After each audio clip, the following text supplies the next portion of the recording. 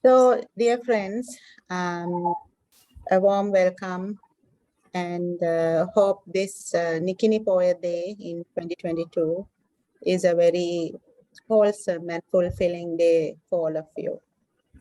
And what better way to start the Poya Day other than with what the Buddha always recommended and encourage people to do, and that is meditation. So Dr. Manori and myself, we were discussing what is the best way to go about this, because we have been having a series of practices in the last, if you take a year or so, and we ventured into Vipassana techniques as well. And we felt for all of us, building a meditation practice, a regular meditation practice, and for those who have a regular practice, in investing in making it more wholesome would be a good place to focus and put our efforts in. So that is what we are trying to do today. And I have here with me Natisha, whom I'll welcome to put the video on. Just for a minute so others can see. So Natisha is a young girl from a former head prefect, a very talented student, very young, just 20 years old, and already helping and supporting in this journey. So much merit to you, Natisha. All right, so we will be recording this program and posting it on the Servants of the Buddha YouTube channel so that people can refer to it at their leisure as well. So in building a daily meditation practice, there are a couple of things I'd like to mention to motivate you to do so. Many of us grew up in the Dhamma with the belief that to get enlightened, it's a very rare thing, it's a difficult thing, and much merit is required to get enlightened. I don't believe that anymore, because I feel that we have slightly misunderstood the merit part of it. And all that is true, but in a slightly different context. Yes, to get enlightened is a very great thing. It's a very difficult thing, and there is much merit required in it. So what does the Buddha say about this? The Buddha's view is any person with average intelligence can get enlightened. Now, average means 50%, right? The 50 mark, which means so there are 7 billion people in this planet, right? So 3.5 billion can get enlightened if they want to. He also said that you need, out of all the beings, so we know only the beings on this planet, and out of all the beings on this planet, you need the human brain, and that now has got established in medical science that you need the prefrontal cortex, which is only present in human beings. Our brain has a part of that even the reptiles have. So crocodiles have a part of our brain. That's all the crocodile has. Then mammals have another part, which mammals and we have in common. The third part of our brain is the prefrontal cortex, which is only found in human beings. And that is required for enlightenment, because that is the mind that can has the capacity to do rational thinking. So in order to get enlightened, you need rational thinking. The mammalian brain gives you the ability to have emotions. So if you ever felt burdened by the emotion of anger, by the emotion of grief, by the emotion of jealousy, by the emotion of frustration, and all the fun stuff, you have the chimpanzees to blame too, right? That's the chimpanzee brain giving you all of that. If you ever felt burdened by hunger, thirst, and a desire for sexual activities, that is your reptilian brain doing that. So the reptilian brain is very primitive, because it's what gives us the flight or fight. It's what helps the basic functioning of any being take place. Food, water, reproduction, sleep. Of course, sleep is also part of it. Mammalian brain is more advanced because you feel emotions, and with those emotions come memory, creativity, and a lot of other things. So the world you see today has a lot to do with the mammalian brain.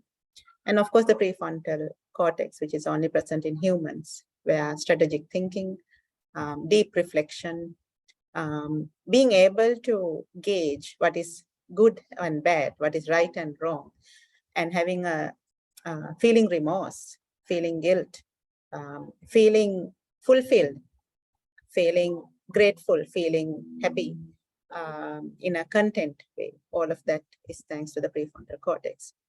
So normal animals act on emotions. Enlightened beings have completely moved away from emotions, and they are only in the rational thinking mode. So right now, okay, so if you take all of us, when we were born into this world, we are wired to the mammalian and the reptilian brain. And therefore, when we are hungry, we want to eat. When we are thirsty, we want to drink. We lust very easily. We like to sleep. And we get very, very emotional. And we respond automatically, unconsciously to our emotions.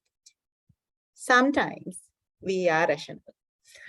And that is usually when there are no emotions present or nothing in the environment stimulating our emotions. The time we spend in rational mode is very little, because we are wired to spend time in the emotional mode and the reptilian mode. So enlightenment is when there's a paradigm shift. You shift completely to the rational mode. You are never again in the emotional mode ever in your life. So everything that you say, think, say, and do is done consciously. Right now, almost everything we think, say, and do is done unconsciously, automatically, as a response to something that has stimulated our eyes, ears, nose, mouth, tongue, rather, body, and the mind. So it goes without saying that being a human is extremely fortunate, because you can get enlightened if you want to. So where does the merit part of it come? What we call ping. I believe that the ping is in the wanting, because the evidence is that, as per the at least as per what the Buddha says, if you need an average intelligence to get enlightened, and if you need to be a human to get enlightened, and there's another very important part, the Dhamma should be present in the world. So all three things are there, right? Which means 3.5 billion people on this planet can get enlightened if they want to. And I think what is missing is if they want to. If you take the Buddhist, if they want to, they can get enlightened, right? So it's all in the wanting. And what I was led to believe when I was young was that you can travel the path, you can meditate, but you have to have lots and lots and lots of merit to get enlightened. But that is not what the Buddha has said. What the Buddha has said is, if you want to, you can travel the path. If you travel the path, you will definitely get enlightened, right? So there are many stanzas that we say without thinking much about what it means. So the stanza where we pay respect to the Dhamma, the Swakato Bhagavata Dhammo, the meaning, if you really study the meaning, it talks about giving results here and now. You need to do it for yourself. Never take anything for granted, always explore and experience it yourself. And this path will definitely leads to the end result. So all of you who have joined today on a Poya day, you have many options on a Poya day. When I was in my 20s and early 30s, Poya day was a mini vacation. Last thing on my mind would have been Dhamma. Last place I would have visited would have been the temple. But then, we change with time. And I feel the pinner, the merit is in the wanting. Now on a Poya day, or on any normal day, I want to spend some time on the path. And I believe it is because I have found just maybe 1% of peace in doing so, in hearing the Dhamma, in listening, in practicing. There's a bit of peace. We humans, we do things only if there's a return on it, right? So the need to build a daily practice is, I believe when I look at my own life, where I am today was less of a conscious choice, more of a getting pushed into it, this so that, simply because you are in a country that has a lot of access to these things. So you get shoved into a Dhamma school, you get pushed into a sil, you kind of accompany somebody for a meditation, and then you get the hang of it. And you can't avoid it being in this country, it's all over. You gradually get pulled into it. And there's a small practice that has developed, mostly just by being in a country that is fully into these things. But if you consciously start building a practice, you will experience what many people have experienced before us. And that is what we want to help you to find out today. And take that firm step. If you already have a practice, make it more wholesome. If you don't have a daily meditation practice, how do you get started? So I'm very grateful to the many, many teachers that I had. One is Venerable Homagama Konnanyathero, who passed away recently. And he used to tell us, when myself and my father, we used to learn meditation with him, he would say that many lay people say, oh, we don't have time to meditate. And he said that is not true. Time is something you make, you create for yourself when it is a priority. So he said, nobody can say, I don't have 5 minutes. And his instruction was, invest 5 minutes every day. And do this first thing in the morning. As you wake up, go to the washroom, relieve yourself, and come straight back to wherever you practice and sit down, and no excuses. That is the kind of a discipline that you need. In the Noble Eightfold Path, there is Samma Vayama, right effort. This right effort is all about just one thing, overcoming laziness. All of us have been students. We had done our exams. We know what it is like to overcome laziness. It's not easy. Meditation and studying have similarities. The disturbances, the wanting to run away from it and do something else is very similar in both. So as a student, you would have found ways in which you overcome laziness. Actually, it boils down to just telling yourself, just do it, right? Just shut up and do it. That's what you have to tell your mind when your mind is saying, oh, isn't it better to do this or that? So 5 minutes a day is what you should do if you're not doing anything right now. But if you're already in a practice where you offer flowers in the morning and tell a bit of gatha, then this is about adding 5 minutes to whatever that you are doing. The Buddha was never a promoter of rituals. However, humans just love rituals. They just love it. So during the Buddha's time, while he was alive, he did not permit at all a portrait of himself or a statue of himself. Portraits and statues came about much, much later. He would say that there's really no great benefit in ritualistic worship of him, but rather if you really want to see the Buddha, see the Dhamma, and that too by experiencing it. So his methodology was be a lab rat and you are the experiment. The lab and the experiment both are you.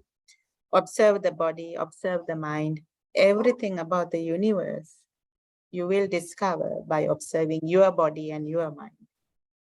And that too needs discipline. It needs time, investment. So there is a scientific basis to creating a habit.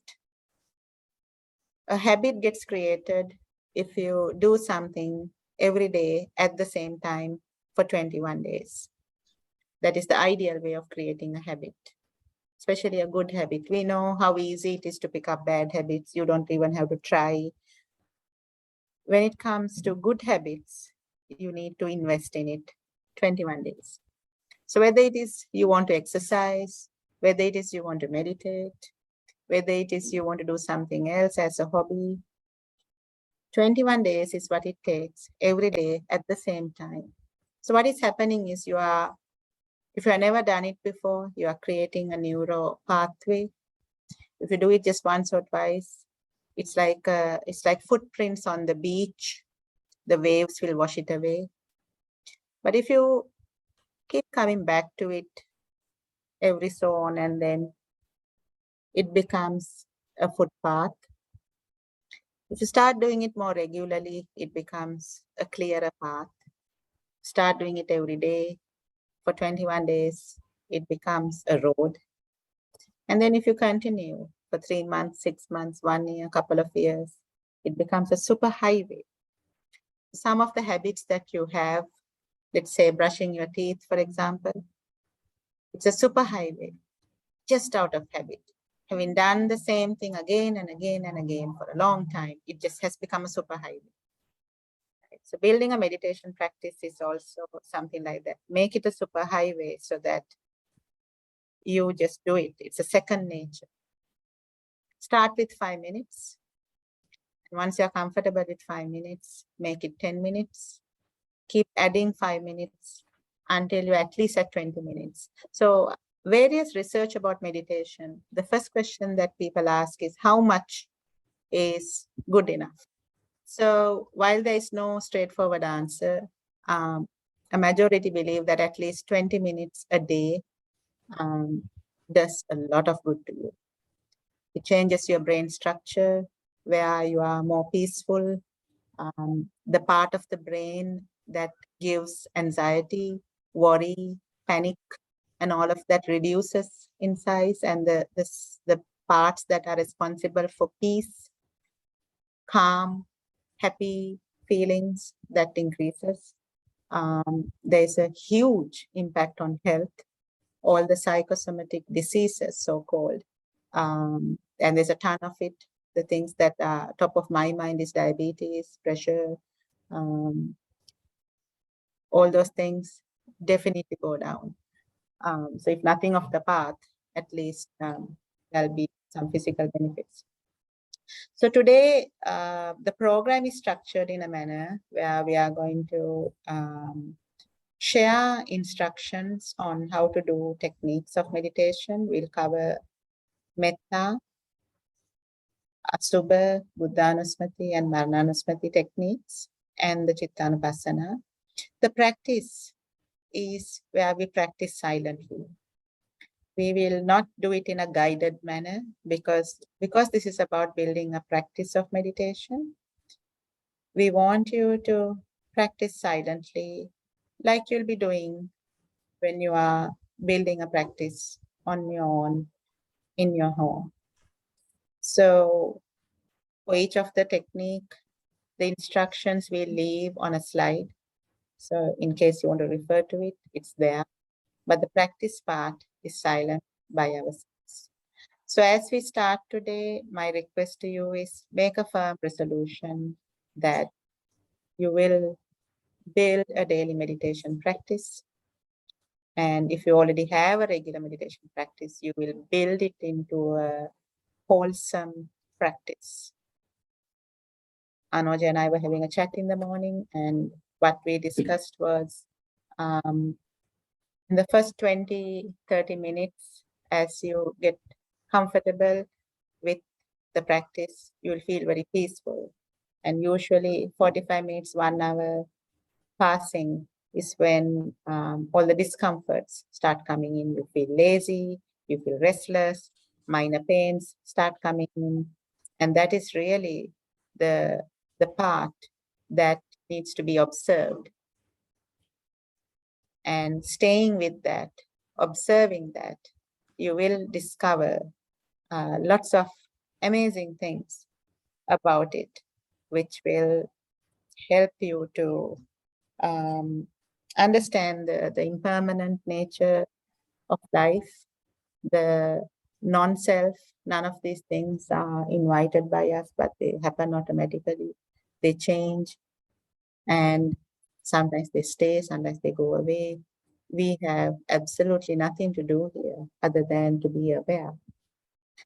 And all of us, we are in a mode where we can feel we exist. All of us feel we exist. When we think about myself, there's an awareness, there's a consciousness. You look around, there's a body. You look around a bit more, there's a mind, memories. So there is very much a tangible, feelable existence.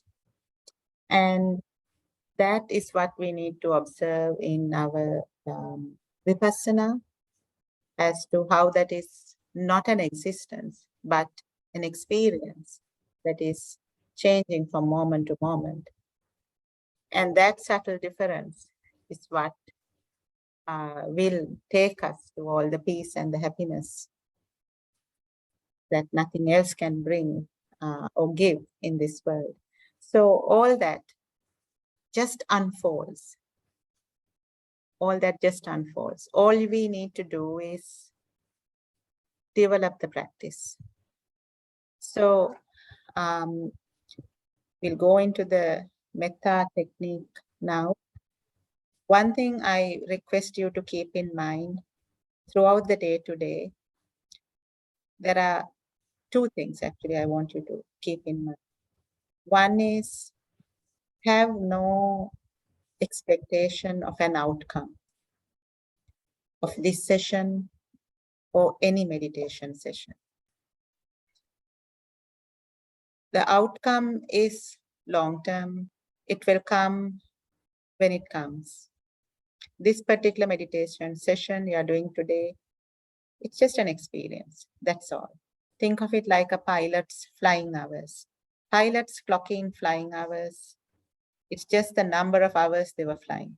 Similarly, as a meditator, start clocking in meditation hours. You can start with minutes. Start clocking in. How many meditation hours do you have in your name? Just go for that, numbers. Don't think quality. Gradually, the quality will improve, outcomes will come. And just to quote the Buddha, somebody asked him once, ever since you got enlightened, you still continue to meditate. What have you achieved? It's a lot of hours spent in meditation in your entire life. What have you achieved? And the Buddha said, I have achieved nothing. But I can tell you what I have lost. I have lost anger. I have lost grief. I have lost frustration. I have lost anxiety. I have lost depression. I have lost many things. I have gained nothing.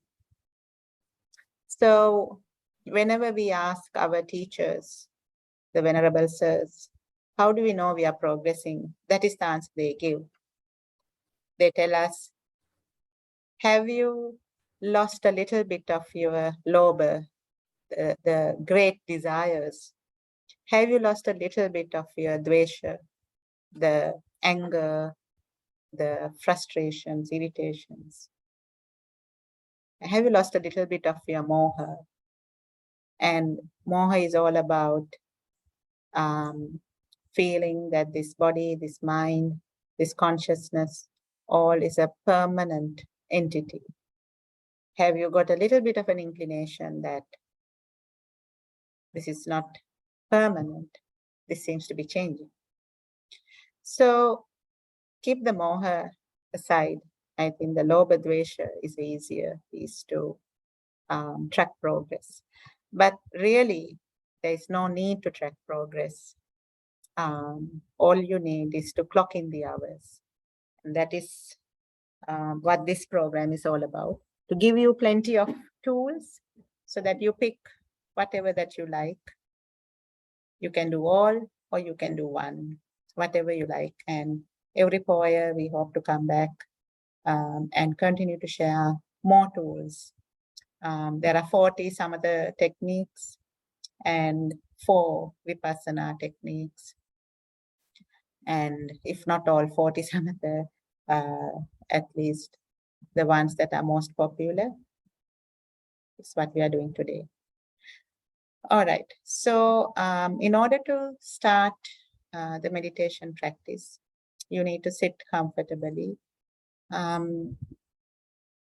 It's not necessary to sit on the floor. You can sit on a chair. Now, when you are sitting on a chair, it shouldn't be one of those really comfy, sink in as you sit sofas, but more like a hardback chair. And keep your feet on the ground. Don't leave it hanging.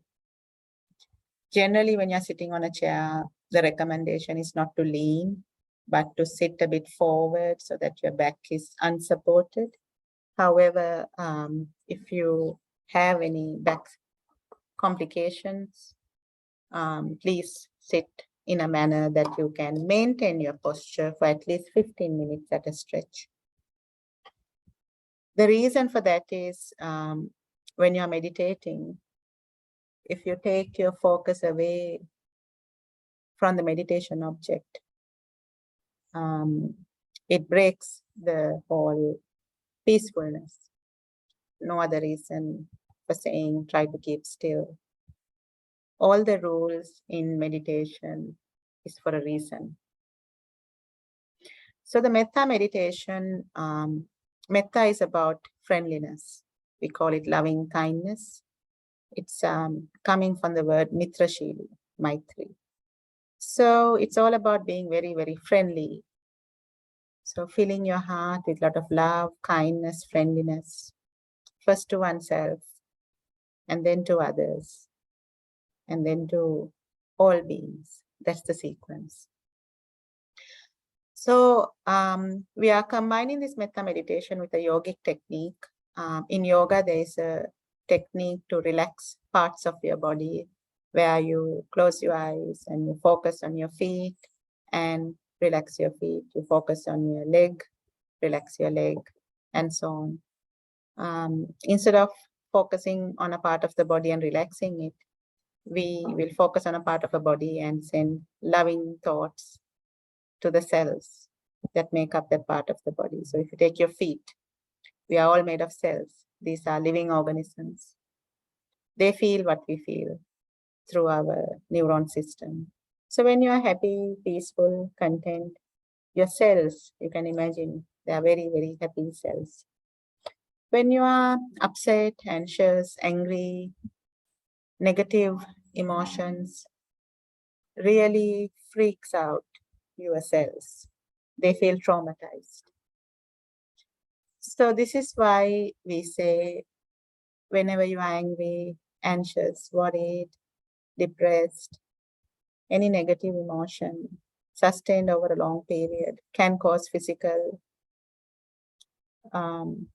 damage to you. It comes because of this whole cells feeling what you feel.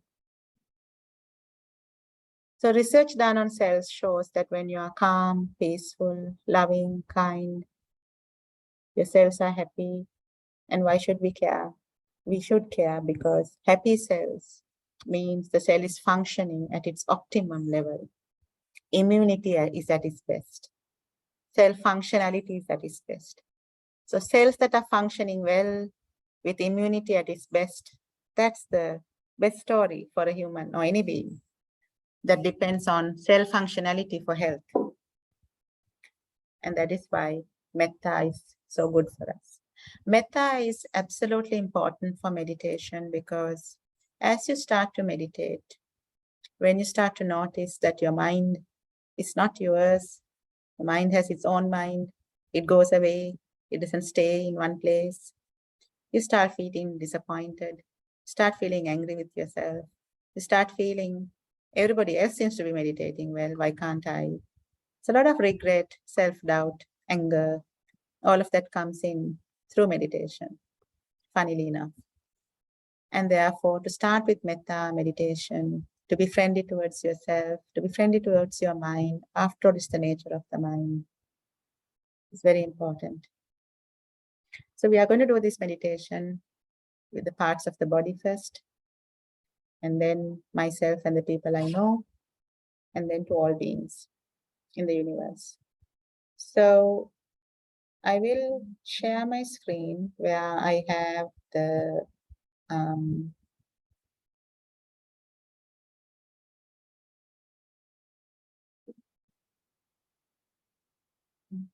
are you the host?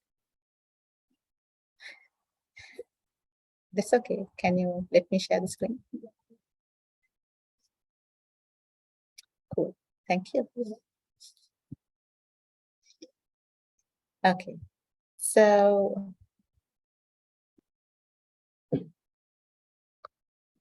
there we go. All right. So metta meditation, we are going to do it in 3 stages. This is the full set of instructions, but this is actually, if you know metta, this is what you know anyway. So we keep it very simple. It's all about wishing myself or the people I love or all the beings in the universe to be healthy, happy, relaxed, and well. So when you are focusing on myself, we start with my body. So may my feet be healthy, happy, relaxed, and well. So you might think, okay, I can understand my feet being healthy and relaxed. How can my feet be happy? Well, if your cells are happy, happy feet. May my legs be healthy, happy, relaxed, and well. May my knees, thighs, pelvic area, stomach area. So when you're thinking of the stomach area, try to visualize the food digestive system. Then the chest area, that is actually the heart and the lungs, the spine, shoulders, hands, neck area. We are talking actually of the throat and the 2 tubes. One tube carries oxygen, one tube carries food. And then lastly, the head with the brains, eyes, ears, nose, mouth, face, and your hair.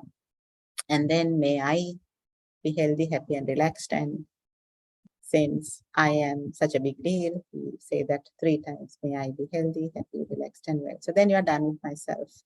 Then we move on to the people I love, feel neutral towards, and dislike.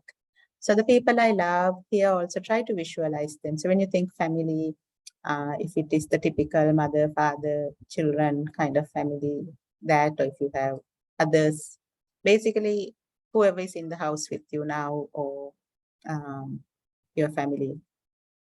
Then my relatives,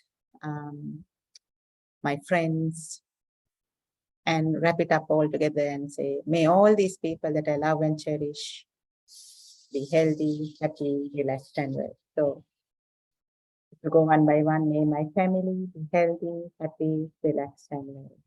And you visualize your family smiling and healthy. May my relatives be healthy, happy, relaxed, and well.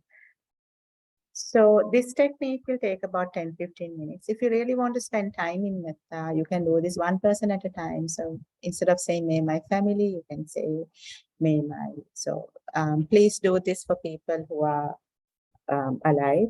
So if your spouse, your child, whatever, visualize the person and say may my son be healthy, happy, relaxed, and well, and so on.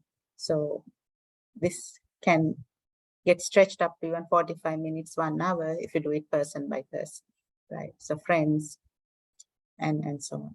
Then who are the people you feel neutral towards? So these are people you know, but you don't know. So for example, if you shop at the same place, This could be the security guard, where you probably smile, you say good morning, but that's it. You have no idea who that person is. You don't even know the name, right? The people you see regularly, but you don't know them. So these are the people you feel neutral towards. And then the people you dislike. So some people may have hurt your feelings. Some may have caused some harm to you. And you can think of them separately, and then you can think, may all the people that I dislike be healthy, happy, relaxed, and well. And also it's possible that you don't dislike a person, but you kind of know that that person dislikes you. So you can club them here as well. May the people who dislike me be healthy, happy, relaxed, and well. Now, when you're doing this, it's all about actually feeling it and not parroting it, right? So when I do this, usually, if I feel like I'm parroting, I go back. And again, I say it in my mind with feeling. It's all about your heart filled with love, with friendliness, with blessings. And when I'm doing the part about people who have hurt my feelings or caused me harm, if I feel like I still have a grudge, I try to spend a bit of time there and try to forgive the person. And if I feel like it's a bit difficult to forgive this person, something that works for me is ever since I got my son and my daughter, I feel if I think of somebody as a son of mine or as a daughter of mine, I find it easy to forgive. And if you do think that, you have lived many lives, it is quite possible that this very person who has hurt your feelings or caused you some harm could have been your son or daughter in a previous life. And I find that when I think of the person like that, if this was my son, wouldn't I forgive him? Of course I'll forgive him. If this was my daughter, wouldn't I forgive her? Yes, of course I'll forgive her. So spend that time in that meditation, doing that, forgiving that person, because that is very important. And then lastly, of course, all beings in the universe. Now, how does this work? So you can start by making a general statement, may all beings be healthy, happy, relaxed, and well. Then you can go into 6 directions. May all beings to my right until the end of the universe and beyond. And just visualize this, right? May they all be healthy, happy, relaxed, and well. May all beings to my left until the end of the universe and beyond be healthy, happy, relaxed, and well, and so on. So may all beings in front of me, may all beings behind me, may all beings above me, and may all beings below me be healthy, happy, relaxed, and well. Then there is also the possibility of doing it as an expanding circle. Let's see, just go down for some reason. Just take it up. There we go. So you start with the place you are. So may all beings in this premises be healthy, happy, relaxed, and well. May all beings in this neighborhood be healthy, happy, relaxed, and well. May all beings in this city be healthy, happy, relaxed, and well, and so on. In this country, in this world, in this universe, and beyond this universe. So this is the flow. Myself, people I love, people I know, and then all beings. Yeah. So I suggest we let's take 10 minutes, right? Because I am also conscious that I have exceeded time. Let's take 10 minutes and practice this. So I'm going to keep the timer for 10 minutes. And I want you to practice by yourself, right? And this timer will go, and then we can end that meditation and go to Buddhanusmati. So Dr. Manori will do Buddhanusmati, Asubha, and Marananusmati. All right, so let us start Metta meditation. Let us start. Please start now.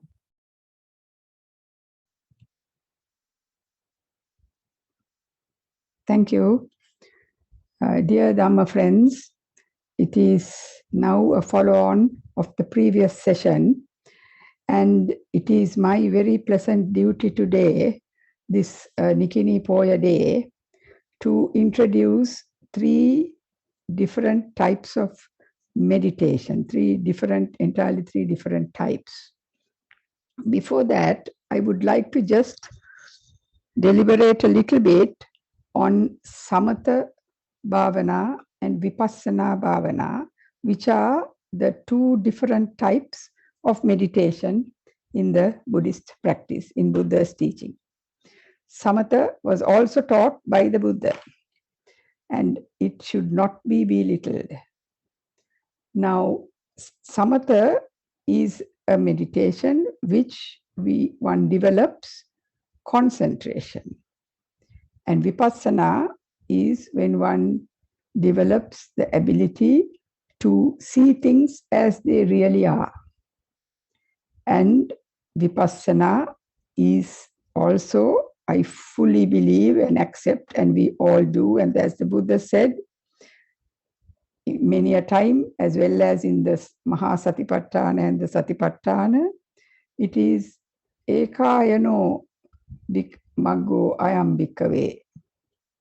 So it is the one way for, and this is not the time to go into that, there were very specific objectives.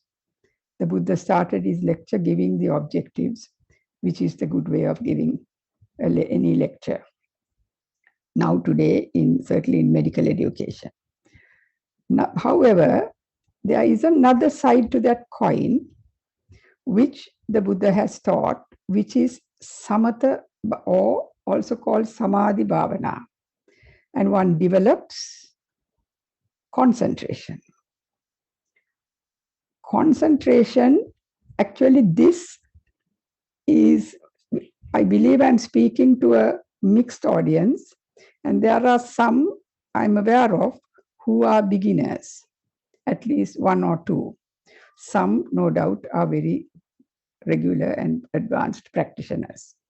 Now, Samatha, with the development of concentration, why is that necessary? In fact, it is a precursor to Vipassana at the start. It could be. Of course, we are very different. The world is full, no two people are alike.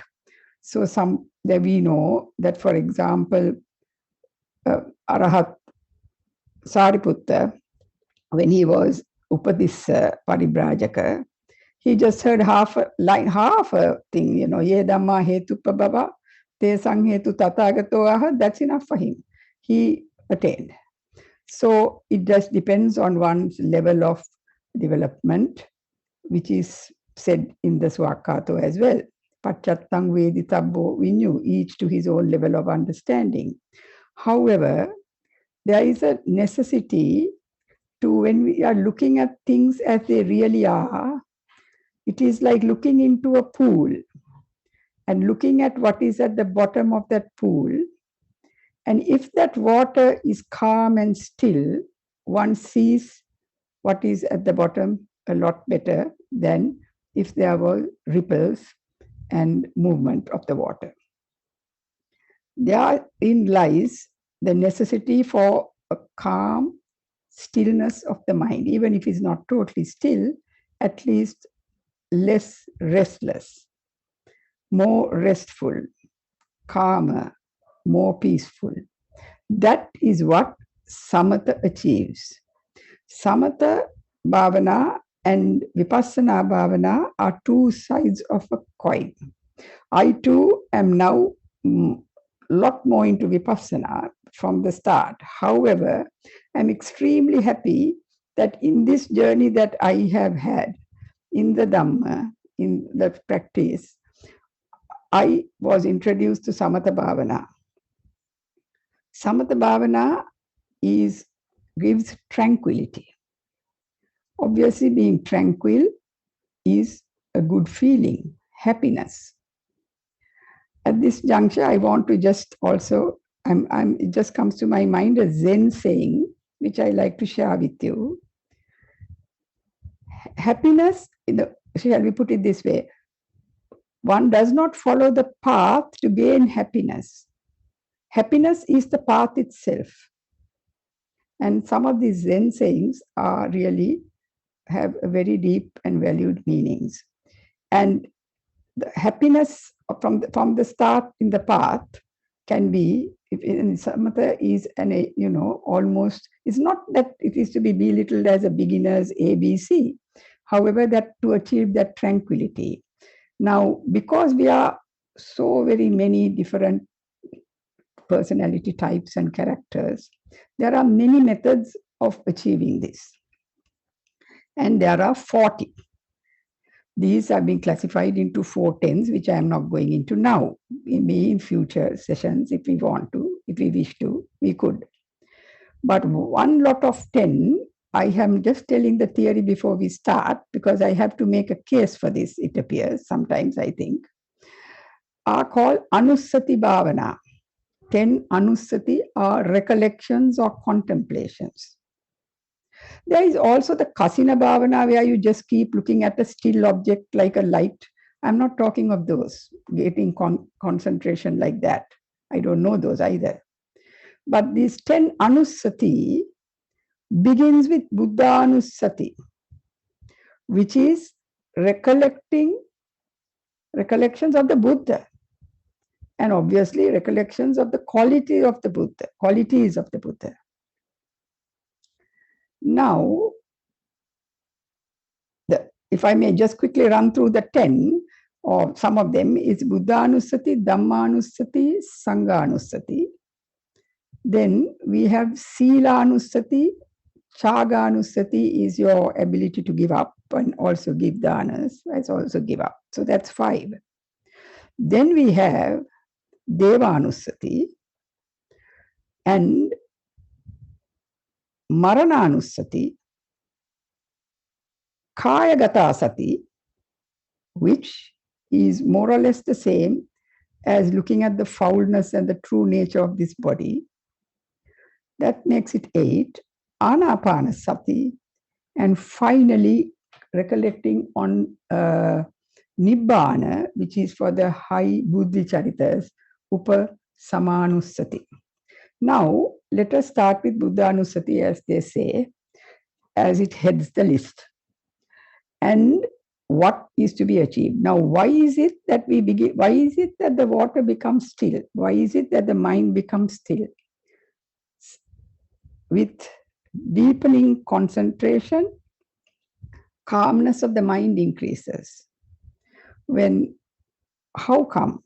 We have achieved a calmness, a peace, a tranquility, a very feel-good factor. Why? How did that happen? We know why we need it, because I said we have to look at the bottom and know eventually what we need on this journey is to see things as they really are. But what was it and how did this happen? Some of those ripples, which were negative, unwholesome, keep disappearing as we increase our samatha. And develop our samatha. And one of those, we know what those 5 hindrances are. There are, if we begin with the usual order of Kama, Chanda, Vyapada, and so forth, it's sensual desires, ill will, restlessness, sloth and torpor, or shall we call it, lack of motivation, laziness, in more common parlance. And finally, doubt and being very skeptical about things. Being very skeptical and doubtful, there's a little bit in everyone, but some people are more, the Buddha has said, are vitakka charita. So there are different charitas, 6 broad groups, although there are more personality traits than that overall. For the Buddhist practice, there are 6.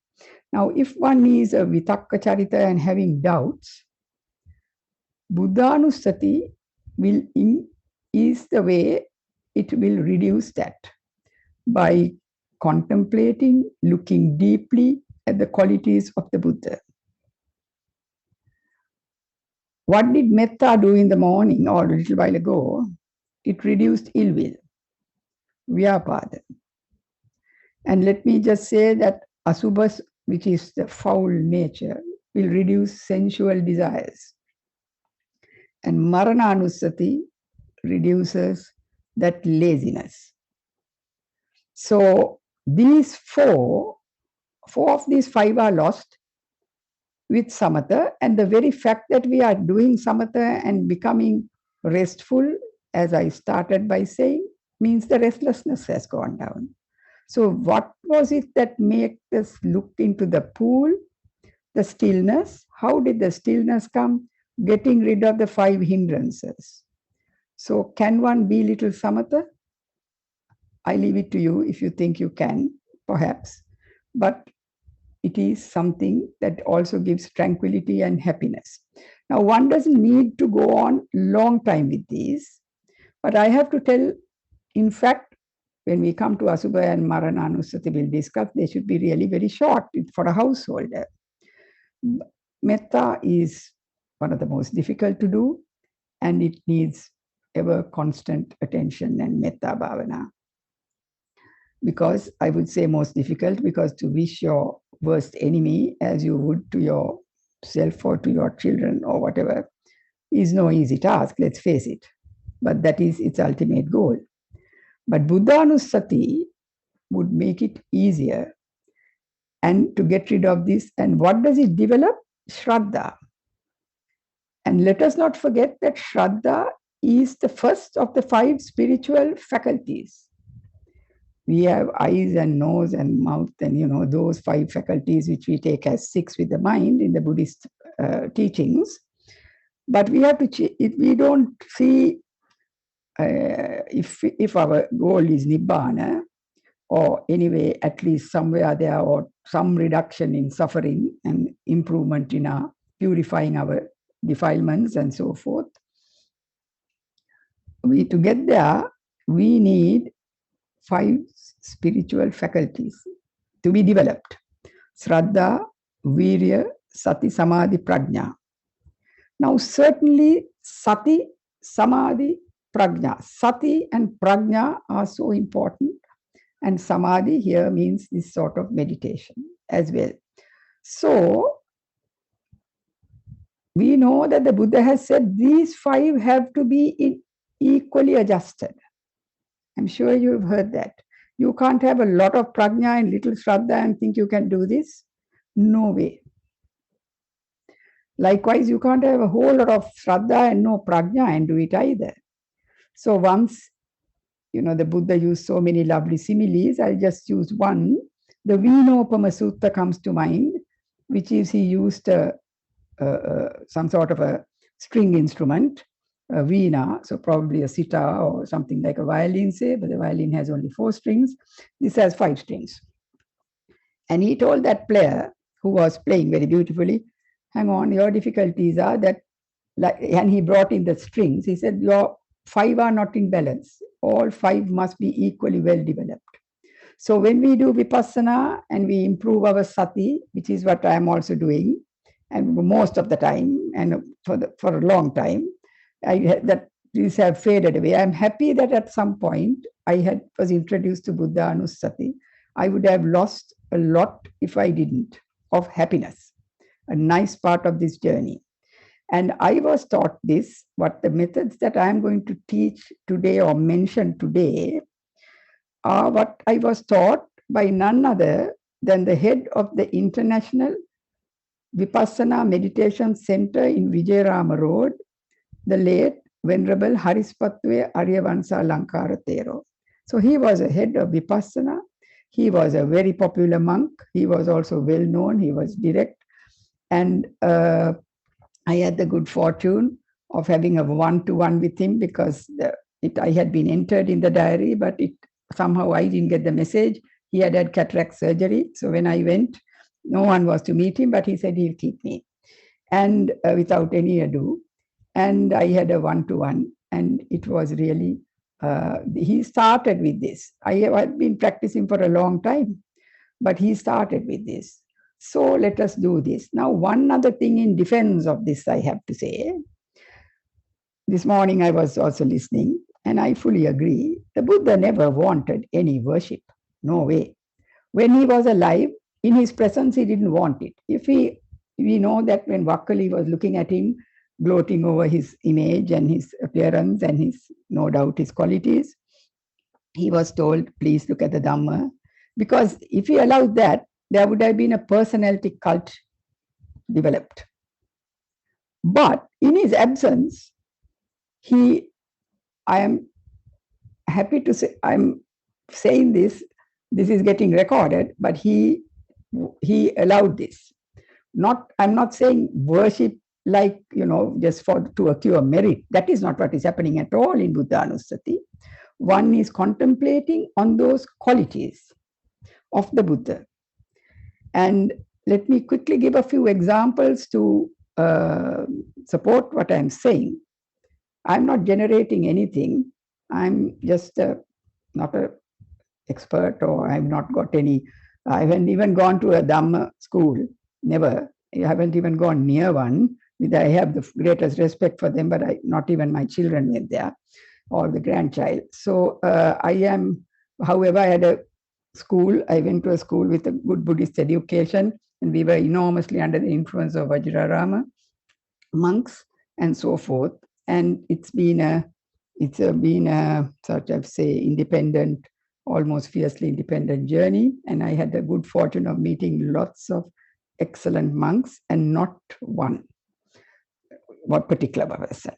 So, however, Buddhanussati, the Buddha in Mahanama Sutta, Mahanama was a relative of his, who was a bit concerned, how will my last minute birth be? The last moment, the last thought at death. And it was Buddha's cousin. Buddha said, Mahanama,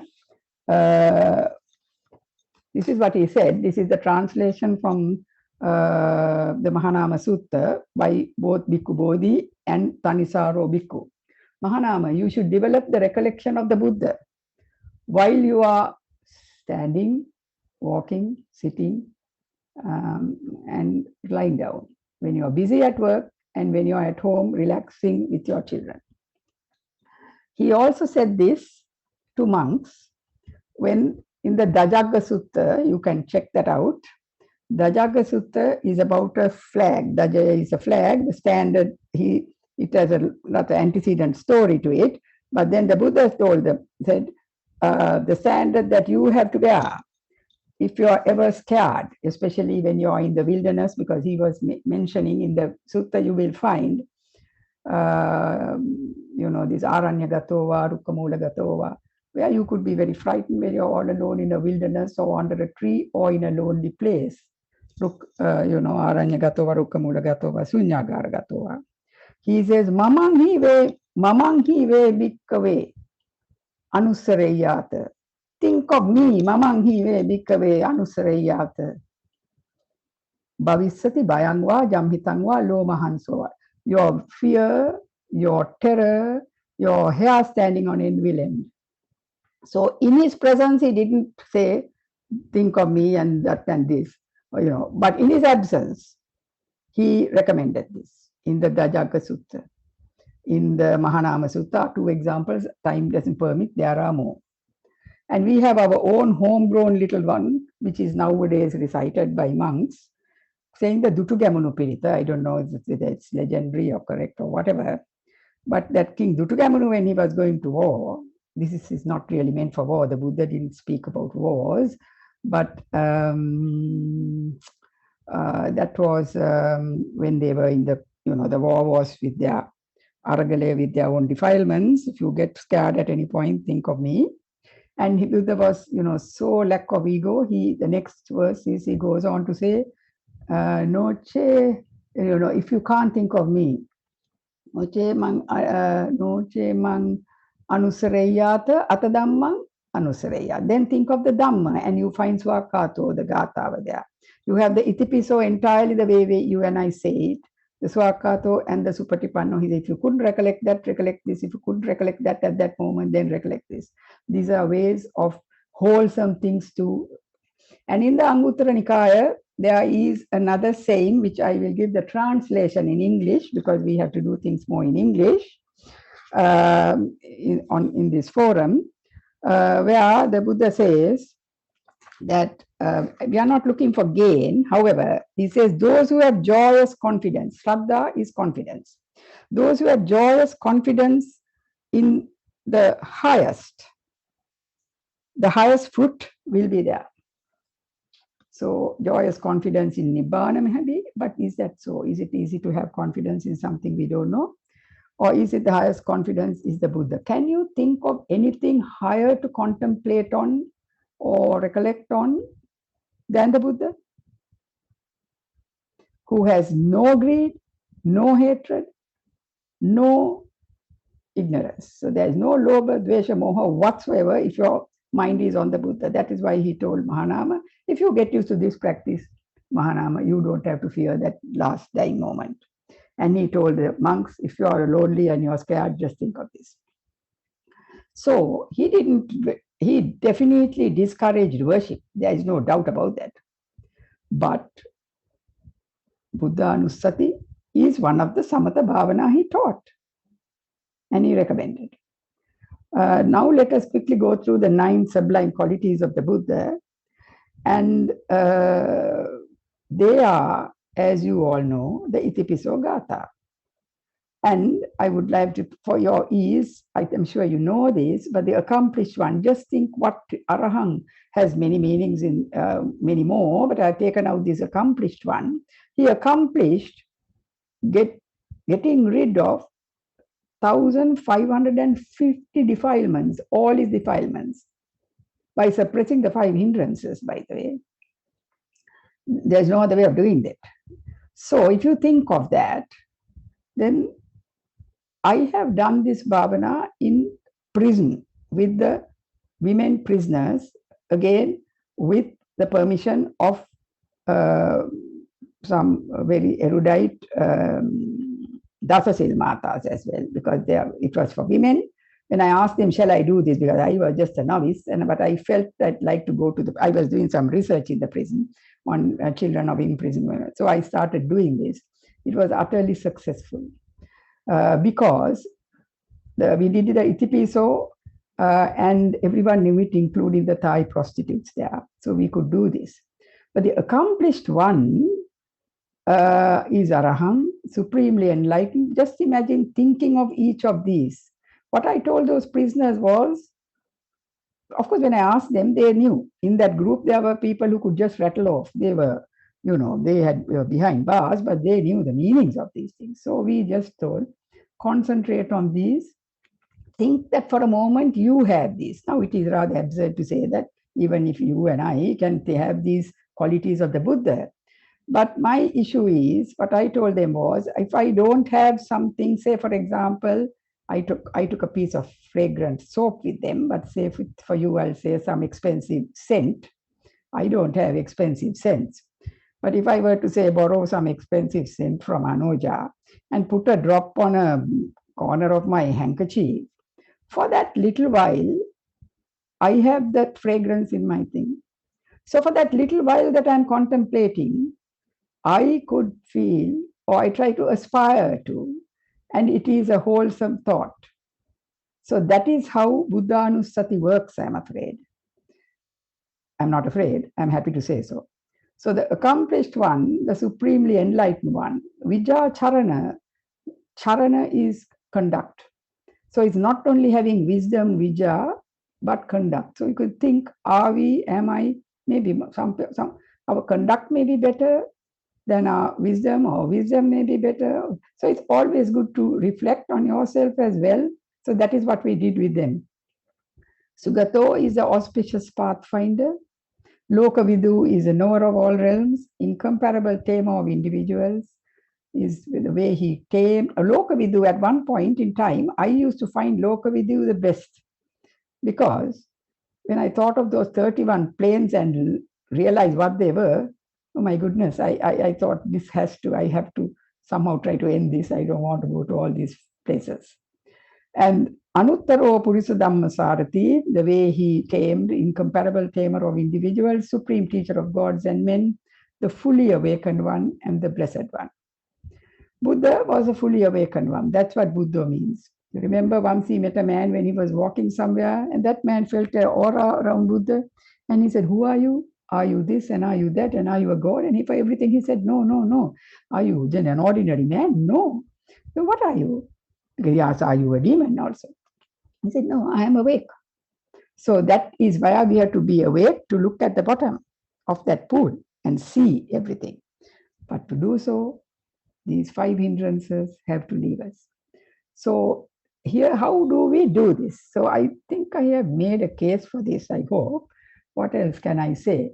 Um, uh, this Buddha saying that highest, those who have joyous confidence. Shraddha is confidence, as you know.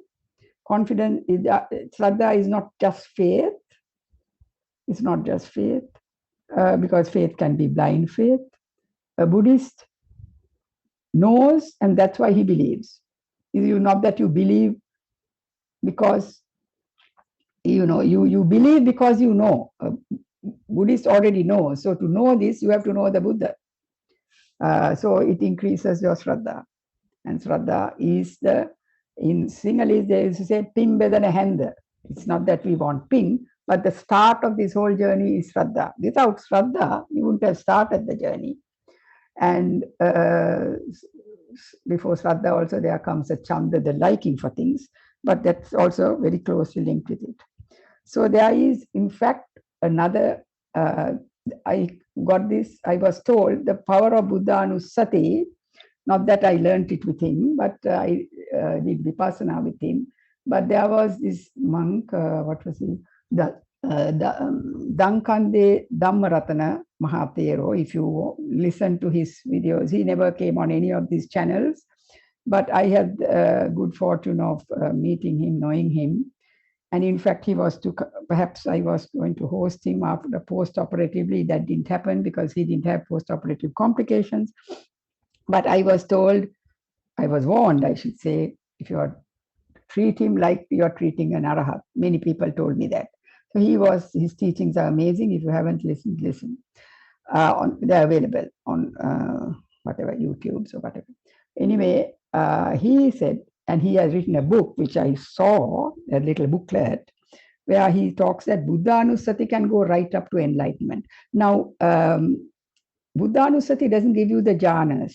It only brings you close to the access dhyana, the upasamaya samadhi, the access samadhi, concentration. But it has a way of, I suppose, on those 9 qualities, if you are so inclined and if you are so capable of seeing it all and taking it in. So, and there is that gatha, Evang Buddhang Achintanang Buddha Guna Achintaya. Achintaya is infinite. Buddha's sublime qualities are infinite and innumerable. So once you chant this, you could say Evam Buddhang Achintanang. I mean, you don't need to chant anything at all, but it's a way of recollecting. Achintaya, Evam Buddhang Achintanang Buddha Guna Achintaya. Achintayanu Pasasang, if you're in contact with that Achintayanu, Vipako Hoti Achintaya. That is exactly what was translated, that with the highest, the highest fruits can come through this. So much for the thing. And the techniques. Now you have seen Ajahn Chah, and I would prefer this not there till we put it during the meditation nati. Remove all of these if you don't mind, because I prefer concentration than the eye going to the slides. And the slides could be there as a reminder during the silent period. Ajahn Chah says that a lot of benefit has been achieved with just the word Buddho, Buddho, Buddho as a concentration. Then we have the Itipiso Gatha, as the Buddha has said in the Jajagga and so many places. You can just think of the Gatha or take one quality. You have to, of course, know the meanings. You're not just telling like a parrot the Gatha. You have to know the meanings, recollect, reflect on them, and contemplate on them, and have, you get the piti and the sukha, the rapture with that. And you are calming and you're on a wholesome thought. That's all I have to say. Of course, in prison, I did this to catch their attention, up and down. And I can't sing for toffee, so I won't. But, saying, Arahang iti piso bhagava araham, arahang so bhagava iti pi. Iti piso bhagava arahang samma sambuddho arahang so bhagava iti pi. What is happening? You are reflecting, you are concentrating, your target is moving, so you are mindful. You are mindful. These exercises definitely help you with your sati bhavana. And if you go to the bottom end, I'm not saying in real bhavana, we are not singing mantras. This is not a mantra. This is the meaning is what we are looking at. And if we go to the back, we can say Bhagava Buddho Satta Deva Manussanang Anuttaro Purisa Dhamma Sarati Lokavido Sugato Vijacharana Sampanno Samma Sambuddho Arahang So Bhagava Itipi and end with Arahang, Arahang, Arahang, or whatever. So these are just techniques. You don't need to do them. If you just think of the Buddha, and that is enough. So here I have now given Buddha, think of one quality, or all 9 as in Isipito, or in an ascending and descending order, when I had to keep the minds of those prisoner women, keep it, and they enjoyed it. In fact, they had a very good feedback, and we went on doing this. So those are the 4 Buddhanusati techniques that I know of. Now let me teach you something called the Buddhanusmruti, which I think is called Buddhanusmruti, on the statue. Now there were no statues in the time of the Buddha. I fully accept. That was 300 years later with the Greeks and the Mauryan Empire and Chandragupta, whom the Greeks called Sandrakatas, and all the rest of it, and the Greek art and all that. It came along in what we think was Gandhara, and therefore today's Pakistan. However, I was taught this by that Vipassana thing. That was his starting point to begin. And I did this with first year medical students in their lunch hour before they went to their dissection of anatomy. It was a very jarring cultural shock to come into this and start it. And cadavers and the words are all in Latin, and these are not even knowing English, and the whole thing is such a cultural shock. They needed some sort of thing, and we did this. And again, Harispattu Arya Vansa Lankara Swami Wahanse said, go and do this with them. And I had to end because it was so popular. I ended it because they were now not having lunch and all manner of things because they wanted the maximum time with this. But we did it regularly. And if I tell you how that is done, you will see its benefits. We'll come to the benefits in a minute. That way is where you are asked to sit, relax with your eyes closed, and in the usual, postures and whatever, and concentrate on the statue. Bring to mind a Buddha statue that you are very familiar with. And first the vertex of the head, the top of the head, then the forehead, in 10 parts: forehead, face, neck, the shoulders, the chest, the 2 arms, right down to the hands, to the lap, to the 2 knees, and to the soles of the feet. The statue, I should have said, should be a, seated Buddha. And then you can go back up in the order. So it is holding your mind in one place. Soles of the feet, knees, lap, hands, right up to the arms, chest, shoulders, neck, face, forehead, and the top of the head. This in Sinhala is really even more beautiful. The wording, I mean. It's Sirasa, Nalala, Muhuna, Bella, Deura, Papua, Deyat, Ukula, Dedanis, Siripatuli. So that's it. Those are the techniques. And I think I have said, or I hope I have convinced that this is no small method of meditation. Not to go on doing this and not do vipassana. That's not right. If you think of this body, the scan of the Buddha statue, you can then come on to scanning. And that is what all vipassana teachers get us to anchor the mind to the body. And then whether it is kayanupassana or whether it is vedananupassana or chittanupassana or this morning's metta bhavana, ability to scan the body. So these are beginning things. And on the Buddha, which is a very good, do not forget that I had in that audience later multi-religious medical students. There was nothing religious about this. We were only going head to feet. And we know that Jawaharlal Nehru, India's one-time prime minister, when he was imprisoned, and time doesn't permit to give other cases, how he found looking at a Samadhi Buddha statue when he was in prison, in their nationalist movement, how he found it peaceful just looking at that statue. That was the peace that we got by doing that sweeping, scanning of that. And as I said, happiness is on the path. It settles your mind. And I have not said one thing. When your meditation is not right in some other technique, you can do this a little. It jumpstarts you, it energizes you. So it's an inspirational form of meditation as well. Now it is time that I stop and silent time. Nati, yeah, thank you.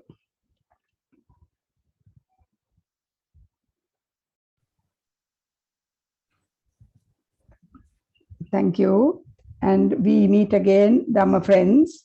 And this time, to the Samatha meditation is on the reality, the conditions of the body. Asubha means repulsive, the foulness and the unclean nature of the body, which is what I don't need to explain. We know how often we have to wash our bodies. Can we have that slide, please? How often we have to wash our bodies and clean it, and we have issues with it being illness generating. So there are so many concerns with the Asubha Bhavana, is where we are contemplating on such aspects of the body. And this is actually directly also a vipassana method, because next slide, please, where we Asubha Bhavana, where it's, as I said, on the loathsomeness of the body and foul, repulsive nature. There is another word for this, which is very similar. It's called Kayagata Sati. In that sutta, there are many methods of how to do this on the Asubha Sanya. And looking at this technique, the 32 impurities is also a part of the Kayanupassana. And there are 32 impurities, the Buddha declares, and of 20 of the solid and 12 of the liquid. And let us, for as far as the technique is concerned, we should try to mentally identify and reflect on these loathsome nature of the first 5. The 32 goes as, it's an amazing thing, the Buddha has mentioned the ectoderm. There are medical people listening and others who know embryology. We come from 3 layers of cells, the ectoderm, the mesoderm, and the endoderm. This is something I realized when I looked at the 32. He mentions the ectoderm first, and then the mesoderm, endoderm, and ends with the last, the neural tube and brain, which comes as the 20th one, which is again ectoderm. So it's amazingly done. when he speaks of Kesa, Loma, Naka, Danta, Tacho, that as you can see on this slide, it will save time. It's the head hair, body hair, nails, teeth, and skin, Tacho. Those are all from the ectoderm, and those are 5 that we can see. And those are what I would suggest and what I have been taught when we did this very briefly, even as a technique to consider each of these and whether you think them as highly pleasant and worthy of, worthy of beauty care and all the rest of it, which and being admired and being proud about. Because if you have just one hair in your food, you are not going to like that, even if it is your own hair, and so on and so forth. And we know about nails, we can think about teeth. So you can tell yourself, mentally identifying each of these 5 parts, you consider their unclean nature, their changing, aging nature, their illness causing, and this Kayagata Sati Sutta has many methods. So in a way, I think Asubha Bhavana could also be, I believe, called Kayagata Sati. So we have done Buddha Anusati, now it's Kayagata Sati. The 32 impurities, just to run through to show those dermal layers. Kesa, Loma, Naka, Danta, Tacho is ectoderm. Then it becomes muscles, Mansang, Naharu, Atti, Atti, Minyang, Asti and the bones and the bone marrow. Wakang, Hadayang, Yakanang, Kilomasam, Pihakang, Pappasang. Now you come up to the lung, and then that was mesoderm. And then you go to the endoderm, the intestines, antang, like the antang, antagunang, udariyang, karisang, mattalungang. And it ends with that karisang, which is feces. And then the liquid portions up, again, it ends with urine. When you say pittang, semang, pubolo, hito, so all the bile and all these things, none of these things are anything to be proud of or anything you would want to keep with you or preserve or anything like that. So it's pittang, semmam, pubolo, hito, sedo, which is sweat, sweta, granthi, swedo, pittang, semmam, pubolo, swedo, medo, asu, asa, asu is tears, kelo is saliva, kelo, singalika, lasika, muttanti is urine. So that's the 32. We can finish at that, but one has to look at the loathsome, foul, repulsive, unclean, smelly nature of this. And that is in itself. Now we had a metta, and Buddha Anusati makes you very happy. Nobody is going to like this, but to seeing reality as it is, this is helpful. And this in itself is, so it's like a concentration just on these 5, not necessary to go any further at this stage. And can we have that video then, please? We are catching up on time before we go to the meditation.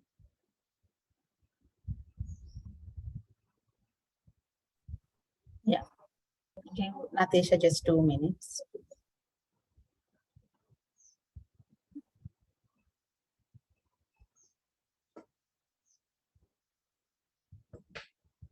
So this Asubha also teaches the oneness of man. We are all the same, the foulness.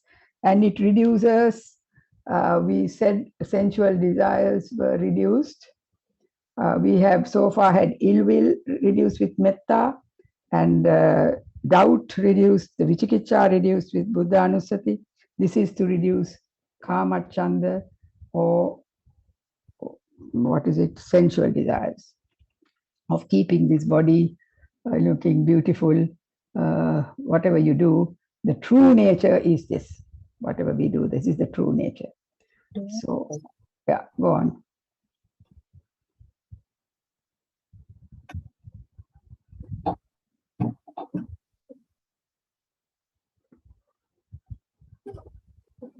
Yeah.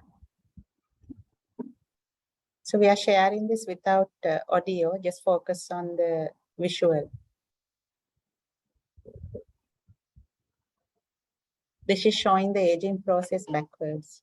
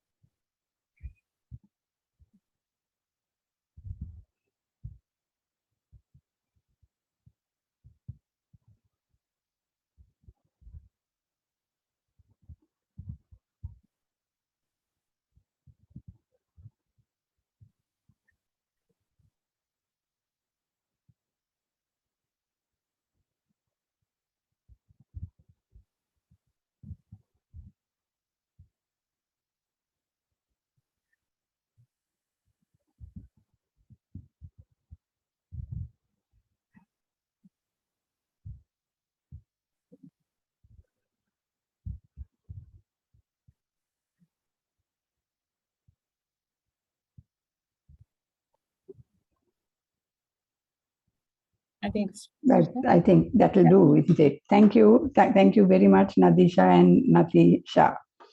Right. We will, so that is Asubha. So the technique when we are alone and silently doing would be to think of the first five: Kesa, Loma, Naka, Danta, Tacho. Yeah, the Pali words if you want to do it, or in whatever language you wish to. Right. Next, we come to Marananusati, which is, can we have the slide, please? Reflection on death. Now, this the Buddha has highly recommended also. It's again an Anusati Bhavana. And why has he recommended it? Because Buddha says that death is the best teacher. He calls it the greatest teacher. What will death, understanding of death do from a Buddhist perspective? It makes us realize that time is short, that we can't be putting things off, because death, the concept, the Buddhist concept, Buddha's teachings, when he asks, how long will it take to die? Is it after this meal? Could it be after lunch or while having lunch or whatever? It comes back. No, before the next breath, it can happen with this this could be, with one breath, could be just a breath away. And we all know in the current situation that we are living in, with all these diseases around us, and we have had enough in our lifetime. I think we have had enough. As a friend of mine said, we have had a zillion reasons to see the dangers of, life and how uncertain it is. So Marananusati, Buddha says it's a good teacher because, for example, even bereaved young mothers attained arahathood, they ended the thing as a result of death, like Kisagotami. I mean, she was guided and given an assessment to do, and under Buddha's guidance, and same with Patachara, who was asked to think of Marananusati itself, because that's what was predominantly in our mind. So death can teach and take you to full deliverance. Likewise, death is highly considered a good recollection and good thing to be mindful of and to think of and to concentrate on. Buddha as a Anusati Bhavana, it's a Samatha Bhavana. Basically, you contemplate on things. Why? Because of that sense of urgency it can bring, and it can end sloth and torpor. So as you can see, ill will, then doubt by the second method we use, sensual desire, and now sloth and torpor, the laziness will go. Because the Buddha says, what he recommends is to be diligent, to be aware, to be diligent or appamada every minute of the time. There is no time to be, putting it off. And once it becomes a way of life, you finally, that is where the vipassana ends. The sati will end at an advanced stage. You're all the time in sati, all the time aware, in other words, awake. So if you are not diligent every moment, you are negligent, is what the Buddha has said. So therein, to get to that stage, one has to have Marananusati. Also, it has many other benefits. Today's world, psychologists are using it, therapists are using it. Because once you understand the reality of death, strangely enough, it has been found to increase your zest for life. You value life more. You will, do whatever you have to do without putting it off.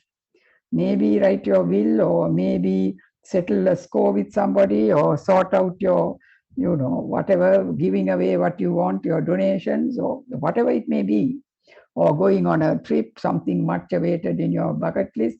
So whatever it is you will do, so your zest for life. And they have got people who were depressed to write about death or speak about death, and they found their mood elevating. That is a very paradoxical thing, but under guidance, obviously. However, Marananusati meditation is recommended daily, but for a short time. Asubha also are not for long, particularly Marananusati, not, I suppose, because of one doesn't know what the personalities are, and some people might be already depressive. So that may be why the recommendation for householders is for a short time, but for monastics, it is not for short time. It is a long and proper Marananusati meditation. But how does one do this? I have listed 4 methods that I was introduced to. One is to think that life is uncertain, death is certain. Now, this, I think, doesn't need any coaching, but we don't quite realize it unless we say this to ourselves. And the words used in this meditation when they teach, I really don't know whether it's Sinhala or Pali, or whether it's a Sinhala adaptation or what it is. Something like, Singlish, 2 things put together, Pali and Sinhala. Jivitang aniyatang, maranang niyatang. Niyata is constant or definite. So it could be Jivitang aniyatang, maranang niyatang. Tell yourself and see the truth and the validity of it applicable to yourself. Jivitang aniyatang, maranang niyatang, or Jivitang astirang, maranang istirang. Life is uncertain. Death is certain. The one thing we are certain about is actually death. We can't be certain of anything else. Not just we, everybody. From the moment of birth to death, it's just a journey in between those 2 points. So that is the short and usual method. However, there is another which I have again at the Vipassana Center. I have learned that with the fourth, where at a funeral where there is open viewing of the body, you could look at the body. You know, when we go to funeral, we are great funeral goers, so that's a good thing, Sri Lankans. As long as you don't go during office hours, they are open in the night all night, so that's the time to go. But people go in the office hours. You find the van has come and everybody says that we are going so and so, somebody has died. However, the value of it is of open viewing. It will recollect, or, you know, you have to look at that, go there, because we normally tend to go and first stand there a little bit and then go and speak to the bereaved family. The thing to do when you go there is, this person has died. That's what you should think. I too will be dead and be laid out like this.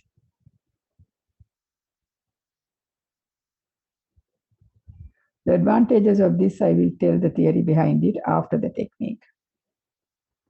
But of course, we don't have an open viewing. If so, you recollect a recent corpse you saw. Invariably, we have been to a funeral at some time or another before, not too much in the dim distant past. And you can think again that this person died. I too will be dead and be laid out like this. Why should we do this? Therein writes the positive thinking, because Buddhism, the Buddhist teaching, Buddha recommended, encouraged meeting with death up front. You know, in the West, talking about death, or if we said this, it would be considered greatly indelicate and unnecessary. They sweep it under the carpet. But as a result, when death does strike, as it surely will, they get depressed. I know this for sure, because in one job that I did recently in England, I had to just approve, perfectly normal people who wanted to be foster parents or adoptive parents. And there is a certain health thing that comes through their GP. And, and invariably there is a cage where it's about their medication, mental, and they've all taken antidepressants. So I wondered what on earth is going on. But oh no, that's when my father died, or then my brother died, or my grandfather died, or somebody met with an accident, my husband met with an accident. They can't accept things. Why is that? Because they haven't really met with it. Whereas in Sri Lanka, if there's a funeral, there's so much of community participation. People are familiar with death. And I'm not saying it should be that life is cheap, but so much of they are in the West, people want their privacy, and you won't encroach on that. At the most, you send a sympathy card, and the funeral is several weeks later, and then it's a closed coffin. So I knew of a very high school, free-living international school principal in Colombo. He was in his mid-50s, Cambridge educated, highly educated, and from a family. He was telling me that this is the first time he ever saw a dead body, because there were so many politicians, children, and so many politicians were getting bumped off at that time, for whatever reason, LTT or whatever. He thought it was fit that he went for these funerals of the parents of these children. And then up the street, there was a school, boys' school, where an entire team died on the platform of the fourth station. And again, he thought he should go, and he was really, really saying, I had never seen a dead body in all my life. That didn't mean that there hadn't been death in the family. But this was something that but my issue is, you could say that was good, but it is not good. They don't know how to handle death when it comes, as I told you, on the depressants. I also had an English friend who I knew her only for a short time, and her husband died. And she was telling me that she'd lived in that town all her life virtually. And she had friends who had known her for 25 years. She said, when they see me coming along the pavement, they cross on to the other side, because they don't know how to talk to me about George. whereas we were able to talk to her. We even visited the day after he died, and her at home, and they served 2 glasses of wine, I remember. And it was not a thing that normally happens there, but she was very appreciative of it. She said, people don't know how to talk. Not that they don't care for me. She said, they don't know how to approach it. And you're love. That's what she said. So she saw the difference. So one can even help another as well as help oneself if you have met with death. And as I said, it has had one's own preparedness, one's zest for life, and these are the positive reasons. And it is a great teacher. And above all, it shakes you up from your lackadaisical attitudes towards this. And you know, time cannot be lost. I must hurry up and start. I would, with whatever, ideally with Vipassana, but otherwise, none of these things. By the way, these four, let me end with saying that these four are called Satara Arakshaka Bhavana or Chatu Arakha Bhavana. And I was wondering, what on earth is this Araksha? From whom is this Araksha? When I was introduced to it. And they had to be done just as a preamble. I am not saying we had to, I think now I wouldn't do the preamble, then I can't get my focus on Vipassana. Well, so there was a time when this was helpful to calm down and start. And what's it protecting me from? I wondered. And I then realized, it took me a long time to realize, but I then worked it out, that it's protecting me from myself, from my sensual desires, from my ill will, from my putting things off and thinking it can be done later, or my, the ill will doubts, the vichikicha. So there are four that are directly hit by these four, and they are known as Chaturarakha Bhavana. And there is this last lovely stanza. Again, I used to hear people reciting it, and I thought it sounded nice, and I didn't know what it was, neither did I know it. And suddenly I realized what they are saying. The lines are Namami Buddhang Gunasagarantam, which is the salutation to the Buddha, Namami Buddhang, for his Gunasagaran, for his infinite qualities. Namami Buddhang Gunasagarantam Satta Sada Hontu Sukhi Avera. So that's Maitri. Happiness and non-malice is being extended to Satta Sada forever. I think. I'm just from the sound of it. Anyway, that's what it is, metta. Then the next one is about the body being smelling. Kayoti guccho sakalo dugando gachanti sabbe maranang ahancha. So even one doesn't need to start. I'm not recommending stanza, so that's not what I'm doing. But just turning our back on these things is also a pity for some. I mean, if Palpela can directly go into it, but it just takes you through to see a way of reducing your 5 mental hindrances. Kamachanda, Vyapada, Uddata Kuddacha, Dinamida, and Vichikicha. I will stop at that. And these are now, shall we have a short time for these two meditations, one after another, in which Asubha first, please, for a few minutes,